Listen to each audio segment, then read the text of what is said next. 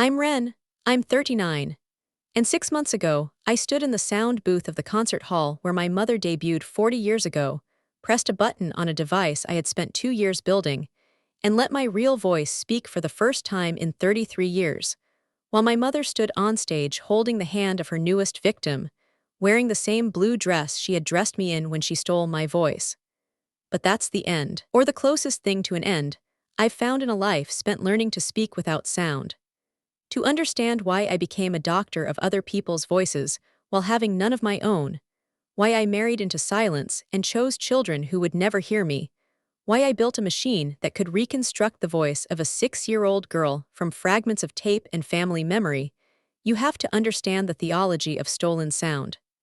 How some mothers don't raise children. They raise instruments, and when the instrument threatens to become its own music, they break it. I was born with a voice.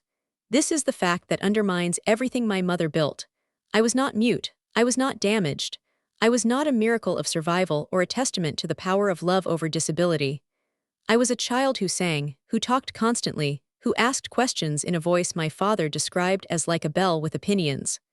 My mother, Celeste Castellanos, was a singer of opera who had failed. Not through lack of talent, though talent was part of the story she told.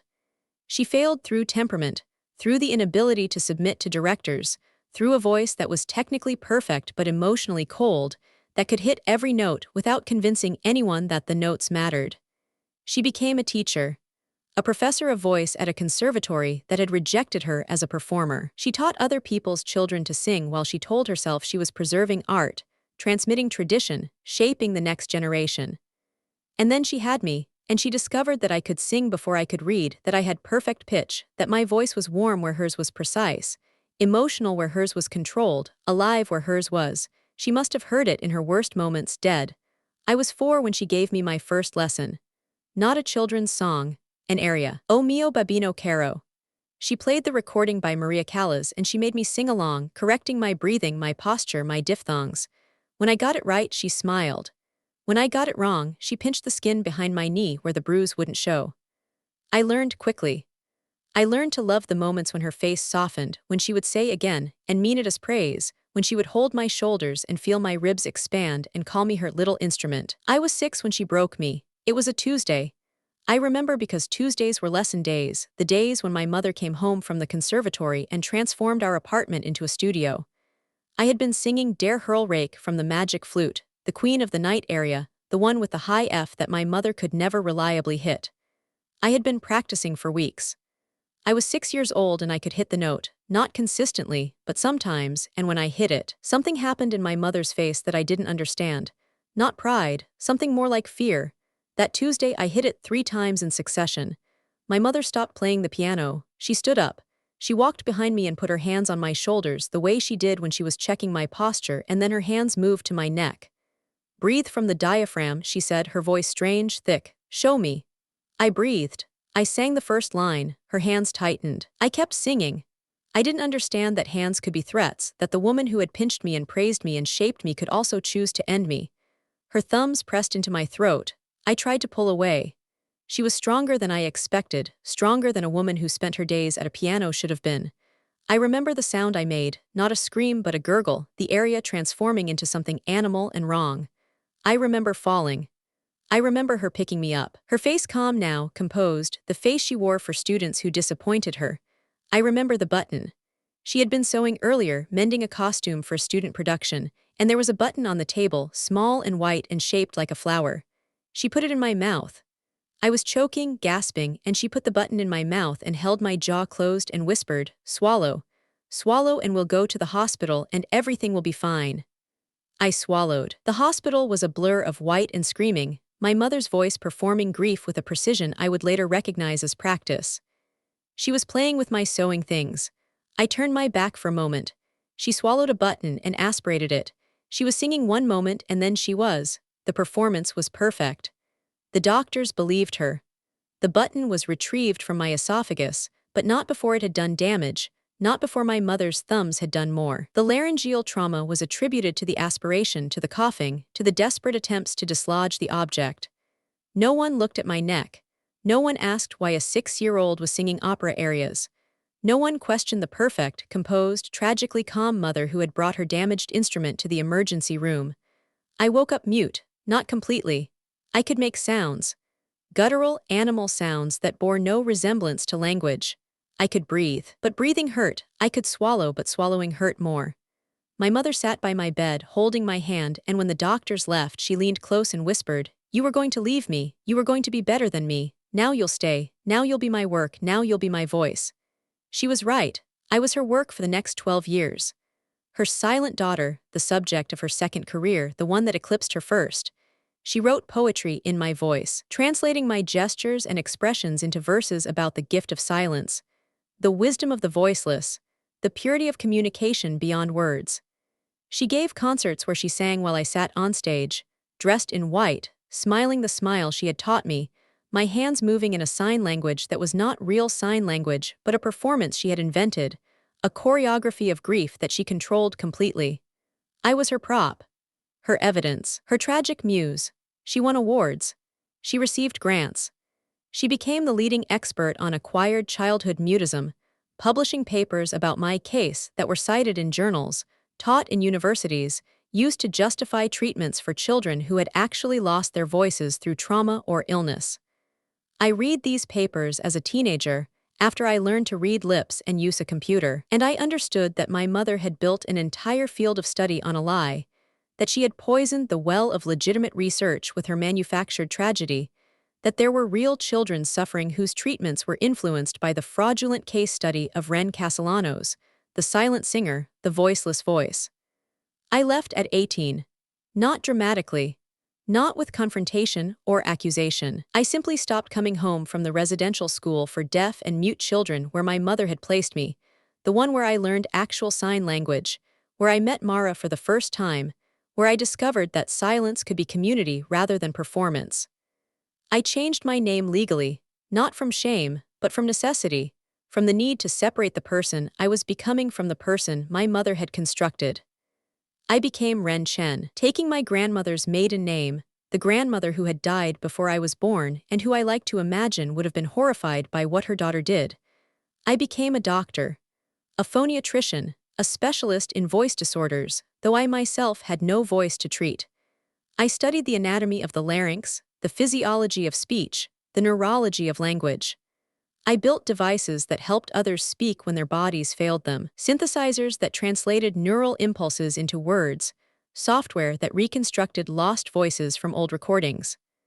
I married Mara, who was born deaf and who taught me that silence was not absence but presence, not lack but choice.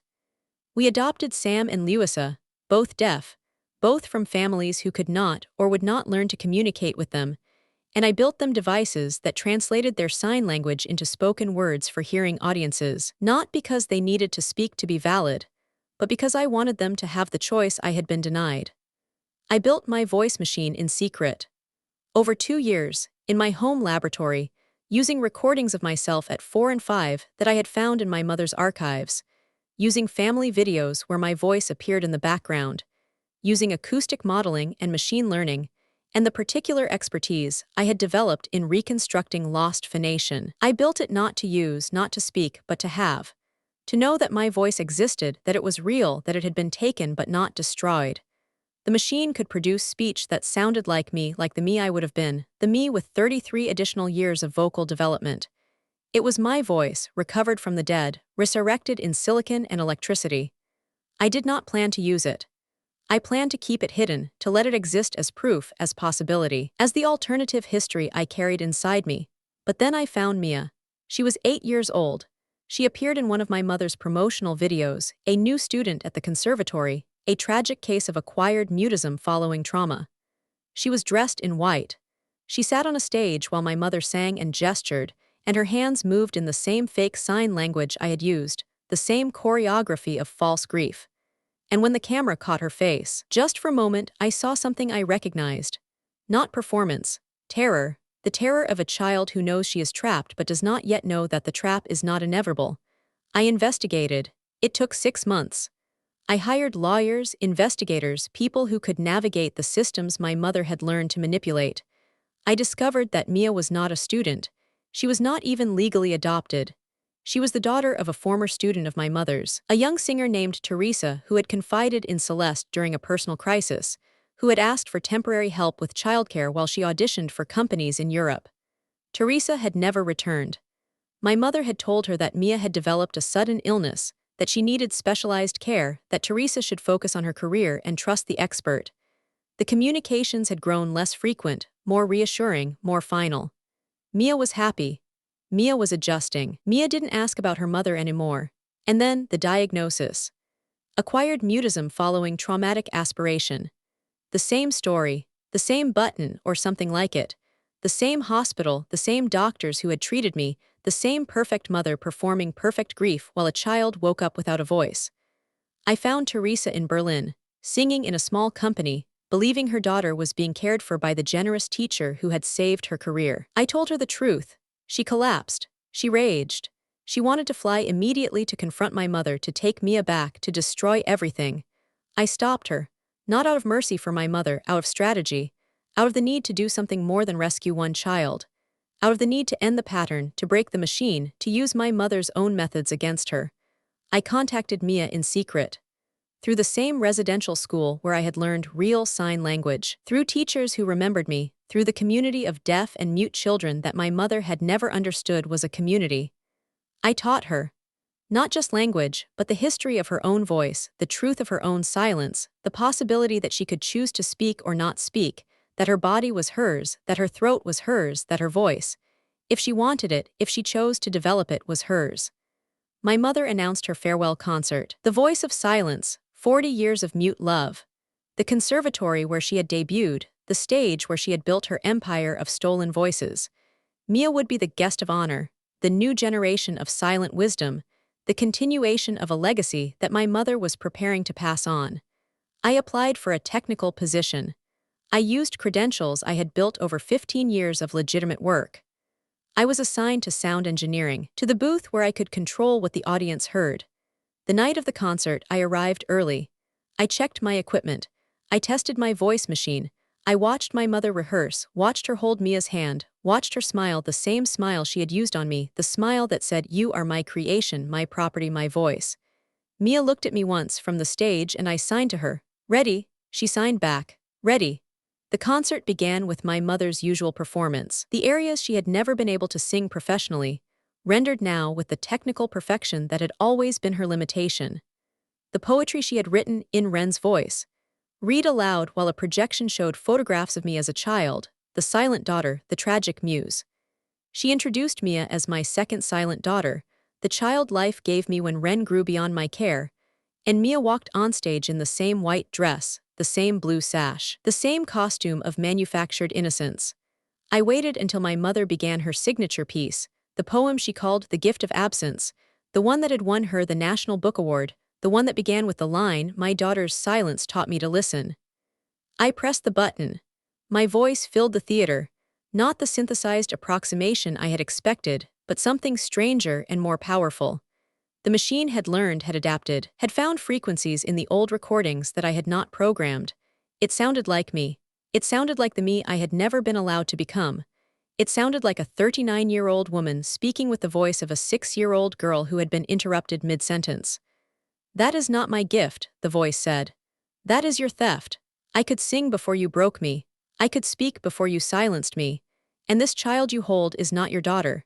She is Teresa's daughter. She has a mother who sings in Berlin and believes her child is cared for. She has a voice you have not yet destroyed, and I am here to take her back."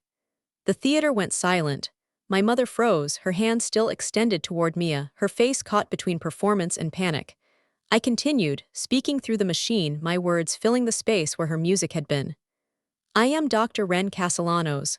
I am not mute. I am not your creation. I am a phoniatrician who builds voices for people who have lost theirs, and I have built my own from the fragments you left behind, and I have evidence." The projection changed, not by my command, but by Mia's hand on a remote I had given her. Teresa's face appeared, speaking from Berlin, describing her trust, her betrayal, her daughter stolen by the woman she had considered a mentor. Medical records appeared, showing the pattern, the repeated aspiration accidents, the same doctors, the same diagnoses, the same impossible coincidence of a voice teacher with 2 mute daughters. Mia stepped away from my mother. She walked to center stage and she signed. Real sign language, not my mother's choreography, the language of a community that had taught her she was not alone. The words appeared on the screen behind her, translated for the hearing audience. My name is Mia. I have a voice. I choose not to use it now, but it is mine. This woman tried to steal it. Ren taught me it belongs to me. The audience stirred. A woman stood up in the front row, an elderly former student of my mother's, and turned her back. Then another. Then a row, then a section, then the entire theater, standing and turning, the ancient gesture of the deaf community, the sign that says, I do not see you, you do not exist. My mother stood alone on stage, surrounded by the silence she had spent 40 years performing, and for the first time it was real. I did not go to her, I did not confront her. I walked from the sound booth to the stage, and I took Mia's hand, and we walked out together, through the doors of the conservatory where my voice had been broken, where my voice had finally spoken. The police came later, called by audience members, by Teresa's lawyers, by the administrators of the conservatory who had finally, too late, understood what they had hosted. My mother was arrested, not for what she did to me. The statute had expired, the evidence was too old. The doctors who had treated me were dead or retired or simply unwilling to remember. But for Mia, for Teresa, for the pattern that my documentation had made undeniable. She died before the trial. Not in prison, she was released on bail, her health failing, her voice, ironically, deteriorating from a neurological condition that left her unable to sing, to speak, to perform. She died in a hospital room, attended by nurses who did not know her history, who treated her with the professional kindness that she had never shown her victims. I did not visit her. I sent a device, one of my own design, with a note that read, "This will help you communicate. The language is called ASL. It is not mine. It is not yours. It belongs to the people you tried to silence." Mia lives with Teresa now in Berlin, where they both sing, where their voices are their own. I visit them sometimes with Mara and Sam and Luisa, and we sit in silence that is not absence but presence, not performance but choice. My own children are teenagers now, learning to navigate a hearing world that is not always kind to those who do not use its dominant language. I watch them sign, and I think of the voice machine in my laboratory, the voice I built but rarely use, the possibility that sits on my shelf like a book I have not yet decided to read. I use it sometimes. To read to my children at night, translating my signs into sound for the rare hearing guests who visit our home. To give lectures when I am asked about voice technology and disability rights and the ethics of communication. To speak my name on occasions when I need to remind myself that it is mine, that it was always mine, that no one can take it from me again. But mostly I sign. I move my hands in the language that my mother never learned, that she never understood was a language, that she dismissed as gestures, while she performed her fake sign language for audiences who did not know the difference. I sign with my family, with my community, with the patients I still treat, the children and adults who come to me with damaged voices, with stolen voices, with voices they have never been allowed to develop. I help them find what they need, whether that is speech or sign or silence or some combination that has no name yet. That's my story. If someone ever stole your voice and called it a gift, if someone ever made your silence their art, if someone ever told you that your body was their instrument and your sound was their property, hear me. You are not mute. You are not voiceless. You are not the absence of sound but the presence of choice, the possibility of language that no one else can control. You are the voice that speaks when it chooses, that signs when it chooses, that remains silent when silence is the truest word.